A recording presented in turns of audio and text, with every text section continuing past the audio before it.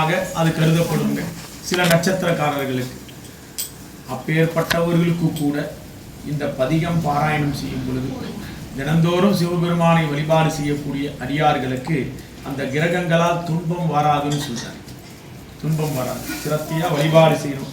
அதுபோல 27 நட்சத்திரங்கள் அப்படின்னு சொல்லக்கூடிய நமக்கு திருவாதிரை முதலாக இருக்கக்கூடிய இல்லை அஸ்வினி முதலாக இருக்கக்கூடிய அந்த 27 நட்சத்திரம், ஒருத்தருக்கும் ஒரு நட்சத்திரம் உண்டு.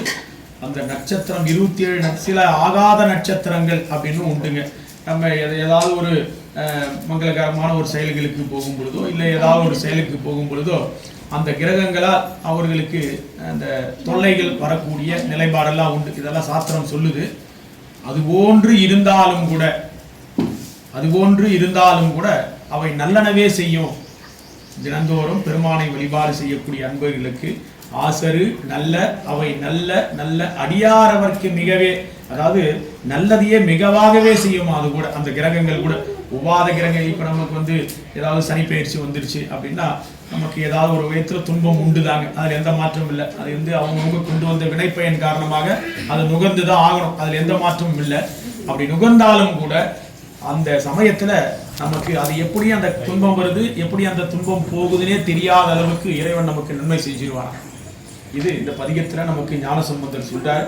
ஒரு பாட்டிலையும் சொல்றார். அதுபோல மிருகங்களால் வரக்கூடிய துன்பங்கள், அதுபோல இடி மின்னலால் வரக்கூடிய துன்பங்கள், நோயினால் வரக்கூடிய துன்பங்கள், இதெல்லாம் வாராம அந்த துன்பங்கள்லாம் கலையும் அப்படின்னு நமக்கு இது சொல்றார். இந்த பதிகத்தை நம்ம தினந்தோறும் பாராயணம் செய்யணும்.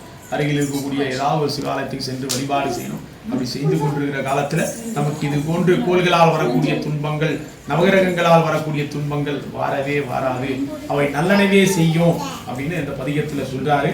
ஆக இந்த வழிபாட்டை செய்கின்ற இந்த இல்லறத்தார்கள், அவரை சார்ந்தவர்கள் அனைவருக்கும் இந்த கோள்களால் வரக்கூடிய துன்பங்கள் இருந்து விலகி நல்வாழ்வு அடைய வேண்டுமாய் பெருமானுடைய திருச்செவிக்கு விண்ணப்பம் செய்யப்படுகிறது.